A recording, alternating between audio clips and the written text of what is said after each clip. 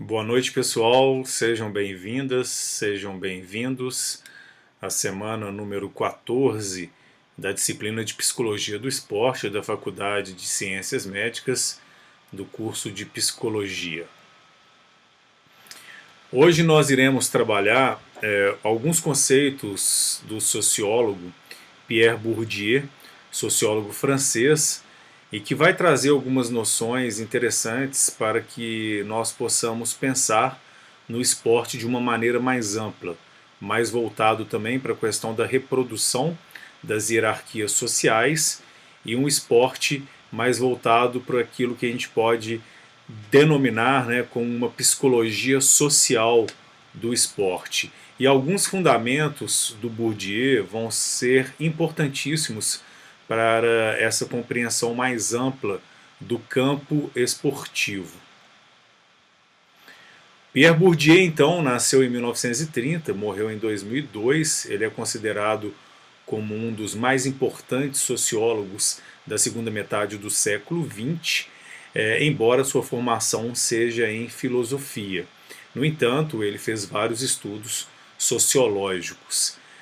Graças ao seu engajamento público, ele se tornou também um dos principais intelectuais franceses. O que isso quer dizer, né? Quer dizer que o Bourdieu, além de um pesquisador, além de um acadêmico, era alguém também engajado em termos políticos. Então ele estava o tempo todo atuando também fora dos muros da universidade.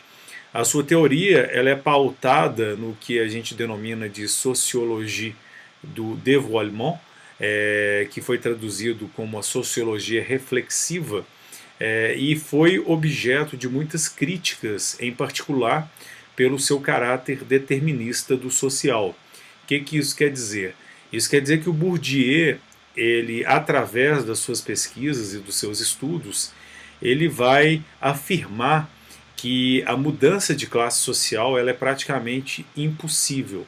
Então, segundo a sua teoria, aquela pessoa que nasceu numa classe mais baixa, a tendência é que ela continue numa classe mais baixa, e a pessoa que nasceu numa classe alta, numa classe privilegiada, a tendência é que ela continue nessa classe privilegiada. E ele vai falar que isso acontece por causa de uma organização hierárquica que existe dentro da sociedade e que vai pautar isso como se fosse algo natural, naturalizando a questão da reprodução entre as camadas sociais. Então a sua teoria ela é dominada pela análise dos mecanismos de reprodução das hierarquias sociais. Ele vai tentar fazer com que a gente compreenda isso, vai tentar praticamente criar um raio-x sobre esse aspecto. O Bourdieu insiste na importância então dos fatores culturais e simbólicos nessa reprodução e critica os fatores primários, pautados exclusivamente nos aspectos econômicos que eram defendidos pelo Marx. Então, o Bourdieu vai falar que não é somente o dinheiro que vai fazer com que essa reprodução ela continue, é muito mais complexo que isso. Ele vai falar que as práticas culturais auxiliam nisso, as práticas esportivas também, as práticas de lazer, e aí ele vai falar sobre os capitais. Depois eu vou falar mais especificamente sobre os 4 capitais pautados pelo Bourdieu. Então ele pretende destacar a capacidade dos agentes em posição de dominação, na imposição das suas reproduções culturais e simbólicas, favorecendo decisivamente nessa reprodução de dominação.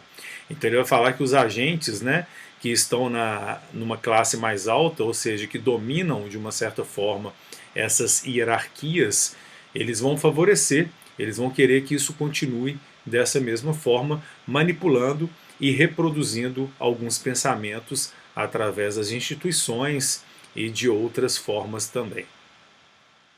Sua tese central, então, está empenhada na tarefa de desvendar os mecanismos da reprodução social.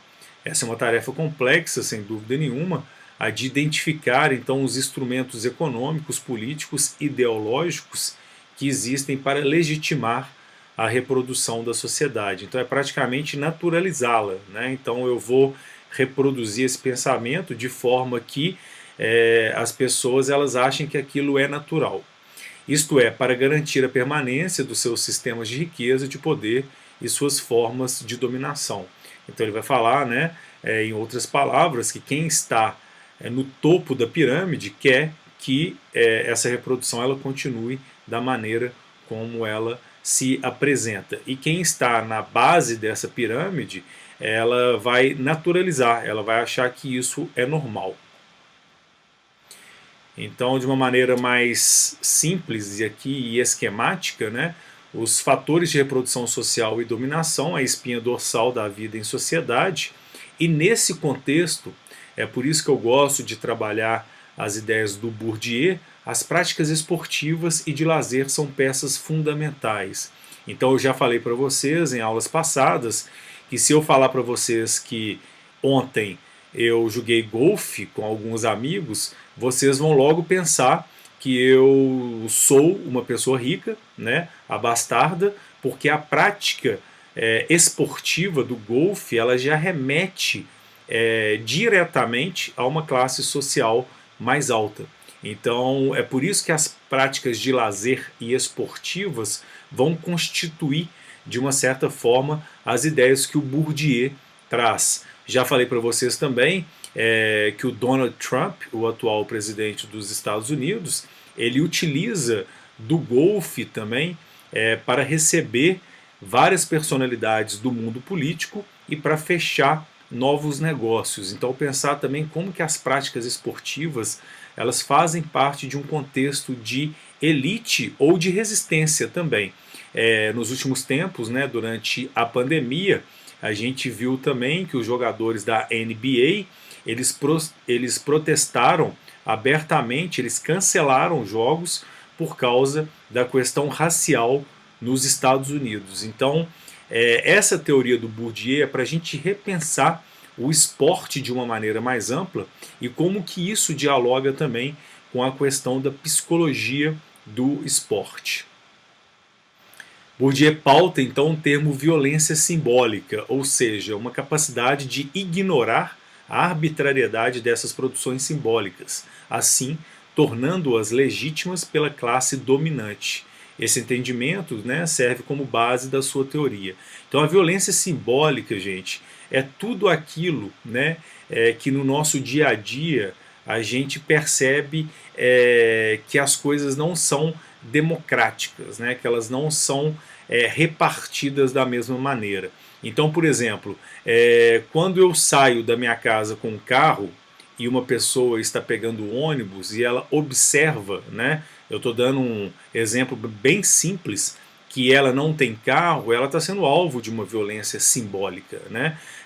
Então a gente pode pensar numa violência simbólica de vários aspectos e pessoas que são bombardeadas por essa violência simbólica e que um dia ela pode se transformar numa violência de fato, né? Porque essa violência simbólica ela atinge todas as pessoas, todas as classes. Claro que algumas pessoas muito mais do que outras, principalmente as pessoas, né, que são alvo de preconceito, as mulheres, as pessoas negras. Então a gente tem vários exemplos dessa violência simbólica. Então a sua teoria também ela é recheada de jargões e de neologismo, né, o que dificulta seu entendimento inicial. Mas era uma forma também que ele tinha para legitimar o caráter científico da sua teoria. Então se vocês forem ler uma obra do Bourdieu na íntegra, não é algo fácil, porque tem vários jargões, várias expressões, vários conceitos que ele utiliza, né, e que em alguns momentos dificulta a sua leitura. Hoje eu estou trazendo um apanhado, né, de vários livros que ele produziu e aquilo também que dialoga com a nossa matéria. Então sua teoria leva, enfim, a uma teoria da sociedade dos grupos sociais que a compõem. Tal teoria pretende mostrar como se constituem então as hierarquias entre os grupos sociais, Como as práticas culturais ou esportivas também ocupam um lugar importante na luta entre esses grupos, tá? Então pensar como que o esporte entra nisso, como que o sistema escolar tem um papel decisivo também na reprodução e legitimação das hierarquias sociais. Isso é muito interessante, porque o Bourdieu vai falar que as instituições escolares elas incentivam, elas reproduzem esse pensamento e legitima essas hierarquias. E pensar também como que as instituições escolares, e aí talvez a prática da educação física, né, ela pode legitimar um esporte também em detrimento de outros.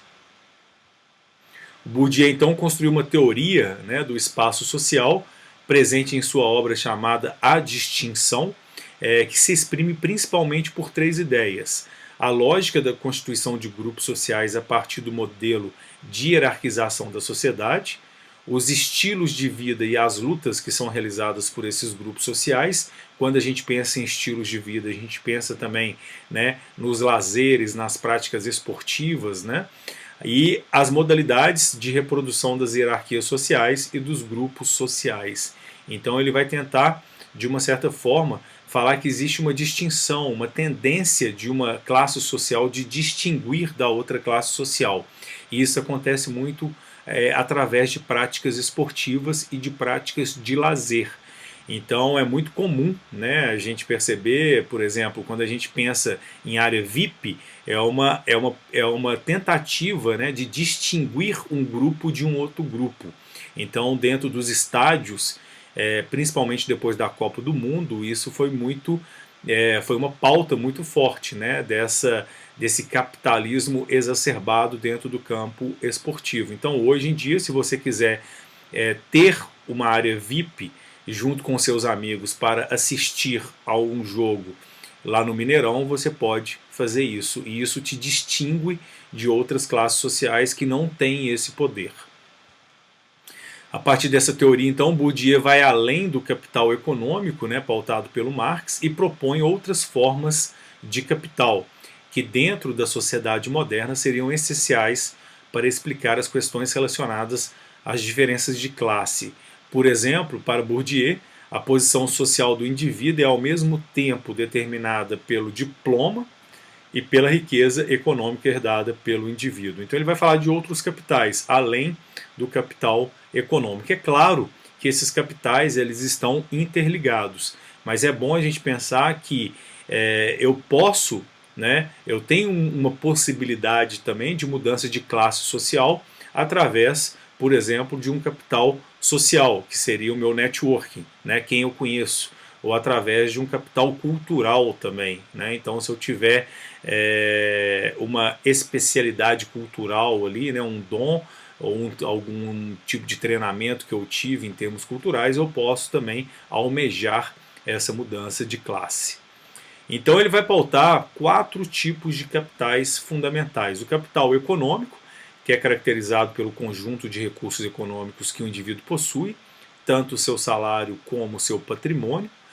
O capital cultural, que seria o conjunto de recursos culturais que um indivíduo possui, pode ser de 3 ordens, né, incorporados: saber e saber fazer, competências, formas de elocução, ou seja, como a pessoa fala, né, objetivos, posse de objetos culturais, obras de artes, né, não sei, e institucionais também, que seria títulos e diplomas escolares. Ele vai falar também do capital social, que seria caracterizado pelo conjunto relacionado à posse de uma rede durável de relações de conhecidos e de ser reconhecido. Então seria o meu networking, né, quem eu conheço, né, através das redes sociais. A gente sabe que esse capital social atualmente ele fala muito forte, mas não é somente ter amigos, é ser reconhecido por esses pares como alguém com uma competência. Né? Então eu brinco, né, que não é somente ter 1000 amigos, 2000 amigos, é você ser reconhecido em termos profissionais que você é bom na sua área. Né? Então isso também facilita de uma certa forma alguns caminhos dentro das nossas profissões. E o capital simbólico, né, que seria toda forma de capital, o cultural, o social e o econômico, tendo um reconhecimento particular no centro da sociedade. Então a gente fala de capital simbólico quando a gente quer se referir a todos os outros capitais. Atualmente, né, a gente tem o capital corporal também, que é pautado pela Miriam Goldenberg, que seria o culto ao corpo, né, o quanto que um corpo bonito, atualmente também pelas redes sociais, é um capital fortíssimo. A gente já discutiu isso, inclusive em outras aulas. Bourdieu então designa, através do termo capital, todos os recursos sociais, na medida que os mesmos resultam uma acumulação que permite os indivíduos a obtenção de vantagens sociais. Então, quanto mais capital simbólico eu tenho, mais vantagem social eu vou ter também. O capital econômico e o capital cultural constituem, para Bourdieu, as duas formas mais importantes de capital dentro da sociedade. Eu costumo dizer que atualmente o capital social também é importantíssimo. No entanto, para ele existe um capital específico para cada campo social, que determina a estrutura e que constitui também a formação de uma resistência ou de uma luta. Então ele pauta também esse conceito de campo, e esse conceito vocês vão entendê-lo melhor através do vídeo que eu vou postar para vocês. Então, para ele, cada campo social distinto, né? Então a gente pode pensar no campo da psicologia, vai ter capitais específicos para isso, que vão ajudar, né, talvez, nessas vantagens sociais. E pensando nisso, né, gente, que as políticas voltadas, né, para sanar essa diferença são muito bem-vindas, inclusive a política de cotas dentro das universidades públicas. Então, nas redes interativas, né, que formam a vida em sociedade, as simbologias cumprem um papel importante, legitimar as estruturas de dominação. Então ele vai dar um caráter importantíssimo para a questão dos símbolos, né, que seria tudo isso que a gente vive em termos simbólicos e que reproduz, de uma certa forma, essas hierarquias. Então Bourdieu adverte, né, para o caráter político da legitimação do poder e sinaliza que essa expressa em verdade os gostos e preferências de classe e determinados estilos de vida, gerando assim, conforme suas formulações, uma distinção social. Então ele vai falar que a tendência entre as classes sociais é ela querer se distinguir de outras classes. Essa distinção ajuda a hierarquizar as relações, os grupos e as classes sociais e, desse modo, aponta para formas de poder e de dominação. Violência, poder-se-ia dizer? É claro, né, gente, que isso tudo que eu estou falando para vocês é uma maneira, né, de sentir e de reproduzir uma violência simbólica, como eu havia dito nos slides passados. Aí ele vai trazer também uma noção de hábitos, né, que é um outro conceito complexo do Bourdieu, que é uma noção que atua como mediadora, tentando superar a dualidade entre aquilo que é objetivo e aquilo que diz respeito ao subjetivo. Ele vai tentar acabar com algumas dualidades. Então, tal dualidade remete igualmente à dualidade entre indivíduo e sociedade, o que está dentro e o que está fora. Então, o autor cria o conceito de hábitos como um instrumento que ajuda a pensar a relação, a mediação entre os condicionamentos sociais exteriores aos indivíduos e a subjetividade dos sujeitos. Então seria aquilo que eu trago comigo, né, e as relações que eu tenho e que vão fazer com que eu tome determinado tipo de atitude, de ação. Então ele vai falar que esses hábitos eles são constituídos também dentro do meio onde eu sou, onde eu estou, onde eu fui criado. Então trata-se de um conceito, né, que, embora seja visto como um sistema engendrado no passado e orientado para uma ação no presente, é sempre um sistema em constante adaptação e reformulação. Hábitos não é destino, né? É um sistema de orientação que ora tende para o consciente e ora para o inconsciente. Acho que agora vai ficar mais fácil para vocês. Hábitos é uma matriz cultural que predispõe os indivíduos a fazerem as suas escolhas. Talvez a melhor definição do termo. Então, o que faz com que eu queira algo, né, e não uma outra coisa? Isso tem a ver, né, com toda a minha relação em termos subjetivos, ou seja, enquanto sujeito, e em termos objetivos em relação com a sociedade também que vai me constituindo. Então ele vai falar, né, que um campo social algumas pessoas vão ter hábitos específicos, né? Então, se eu conhecer um campo social de uma maneira mais profunda, eu consigo saber os hábitos, né, daqueles indivíduos que compõem esse campo. O hábitos, então, normalmente, né, precisa de um gatilho externo para ser disparado e não pode ser entendido satisfatoriamente se for visto isolado dos contextos, né? Então é por isso que ele vai falar dos campos onde se vê a sua origem e desenvolvimento. Segundo o autor, para uma análise completa é preciso uma associação entre a gênese e a estrutura do hábitos e do campo, para só depois, poder interpretar a sua confrontação dialética. É interessante a gente pensar no campo esportivo, né? A gente já estudou diversos temas que nos fazem pensar o quanto que o campo esportivo tem particularidades e singularidades que o distinguem, né, de outros campos. E isso vai criar, dentro dos sujeitos que compõem esse campo social, o campo esportivo, um hábito específico. Então a gente percebe, por exemplo, pelo caso do Robinho, né, recente, o quanto que o campo esportivo do futebol ele ainda é extremamente machista, né? Existe um hábitos aí machista, né? Então, só para vocês compreenderem um pouco mais sobre esses conceitos e essas relações também com o campo esportivo. Então, sua noção de campo, né, se aprofunda quando ele propõe a investigação de diversos campos. Ele vai falar do campo jornalístico, da literatura, do esporte, escola, universidade. Então, cada campo tem uma certa autonomia, bem como regras próprias de hierarquia e organização, espaços com disputas próprias e jogo de poder. Então, quais campos, né, a gente poderia pensar no campo esportivo? Então tem um campo esportivo, dentro do campo esportivo tem o campo do esporte de alto rendimento, depois tem o esporte educativo e social, tem o campo da clínica, né, da psicologia dentro do âmbito esportivo também, e tem as psicopatologias relacionadas ao corpo e à prática esportiva. Então aqui eu dou alguns exemplos de possíveis campos na área da psicologia do esporte. Bourdieu afirma então que para entender o esporte moderno é necessário estudar separadamente algumas de suas modalidades, conhecer melhor a posição ocupada por elas no campo esportivo, ou seja, no espaço dos esportes, bem como a distribuição dos praticantes segundo sua posição social. Então a gente já percebeu isso no seminário, o quanto que quando nós falamos de um determinado esporte, de uma modalidade, a gente tem que pensar nas especificidades e nas particularidades dessa modalidade e desse campo que o constitui.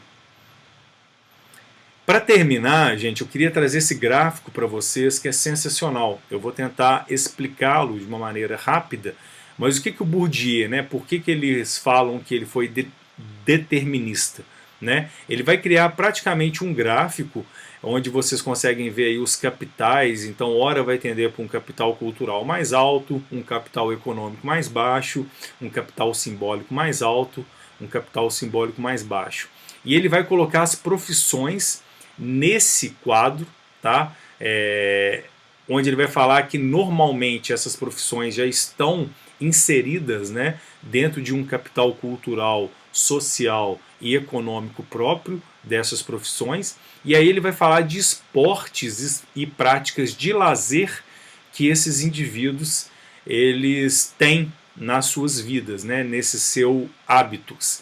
Então, por exemplo, se a gente olhar na parte direita acima, né, onde o capital econômico é muito alto, a gente vai ver que tem empresários e industriais, e as pessoas jogam golfe, tênis, praticam vela, equitação, caça e tomam champanhe, né?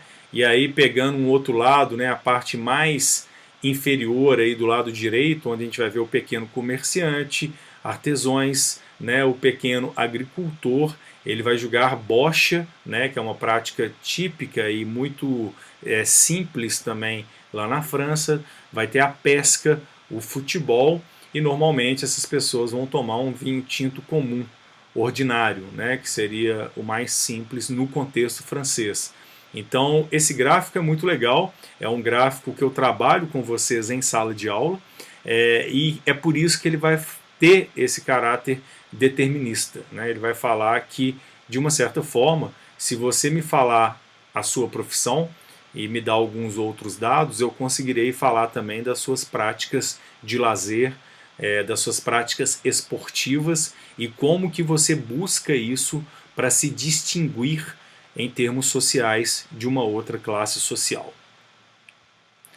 Então, gente, eu tive a pretensão de trazer aqui de uma maneira rápida para vocês algumas ideias do Bourdieu, que é um autor denso, né, que publicou diversas obras, mas pensando naquilo que é mais útil para a gente pensar também no campo esportivo, em diálogo com a psicologia do esporte. Eu espero que tenha ficado claro para vocês. Eu postei também um vídeo falando sobre o conceito de campo do Bourdieu. Vou colocar um texto também para vocês, onde tem o diálogo do esporte com a teoria do Bourdieu. Espero que vocês tenham gostado e a gente se vê na próxima semana com a teoria do Norbert Elias. Um grande abraço e boa semana para todos e para todas.